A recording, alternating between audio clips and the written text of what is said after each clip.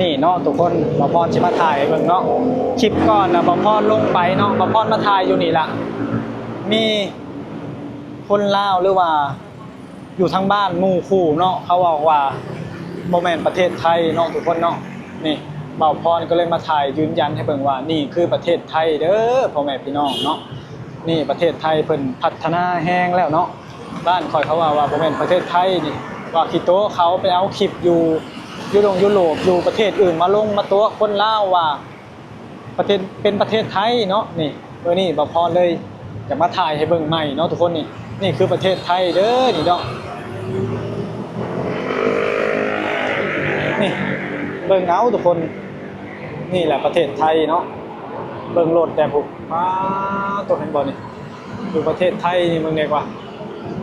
จอ LVD จออย่างนี้มึงบ้านเมืองเพิ่นเนาะปานนั้นมาว่าบ่พรกี่โต๊ะกี่ต้มบ่แม่นได้ทุกคนเลยนี่แหละคือประเทศไทยอย่ามาหาว่าได้ประเทศไทยเขาเจริญแห้งคือไปสั่งนี่บ่ต่างกับประเทศนอกได้ประเทศไทยเนาะติดท็อปของโลกประเทศไทยนี่เนาะเบิ่งรถนี่เบิ่งรถเบิ่งล่างนี่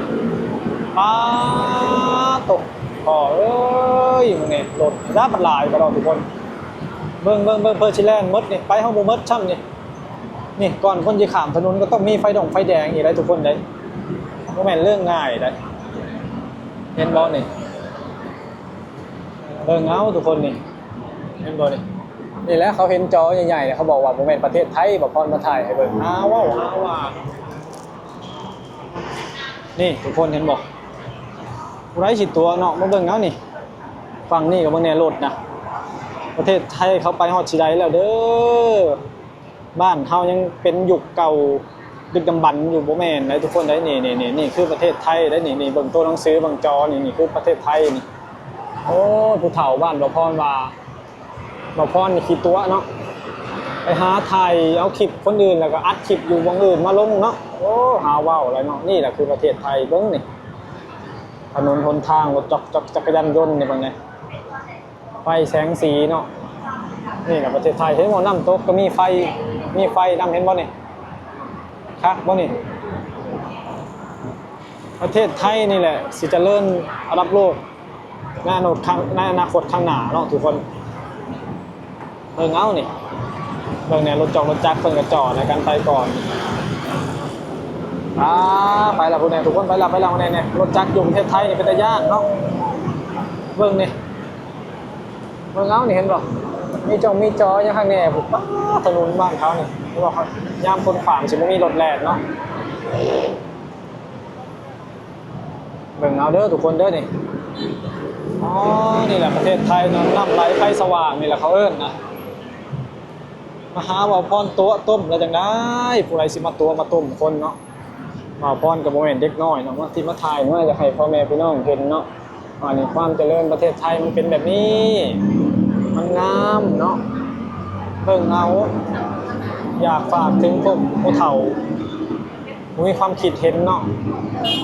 ได้มาถ่ายได้มาอัดให้เบิ่งกับเบิ่งได้มันงามแบบเก็บกำเอานี่ไปสร้างไปสาอยู่บ้านเฮาตกน้ำขัดขนาดเนาะทุกคนมึงไงรถ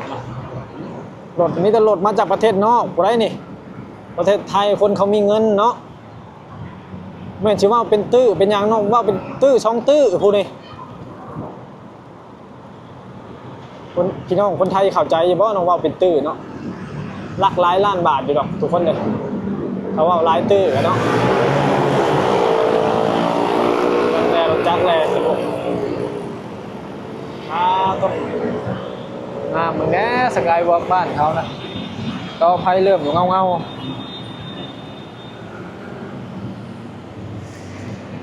ตรงนี้ตึกใหญ่ๆก็มีคนนอนอยู่เทิงทุกคนเอ้ยบ้านเฮามีบ่ได้นี่ยากได้อยู่บ้านเฮาเนาะกับผู้ใดได้นอนระดับนี้เนี่ยป้าต๊อก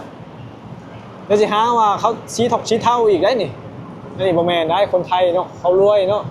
อาชีพการค้าขายโหคิดเขาดีเขาสร้างสาประเทศเขามีแต่คนโหคิดดีเนาะความคิดความหาของเขามันเก่งคนเขาฉลาดเนาะ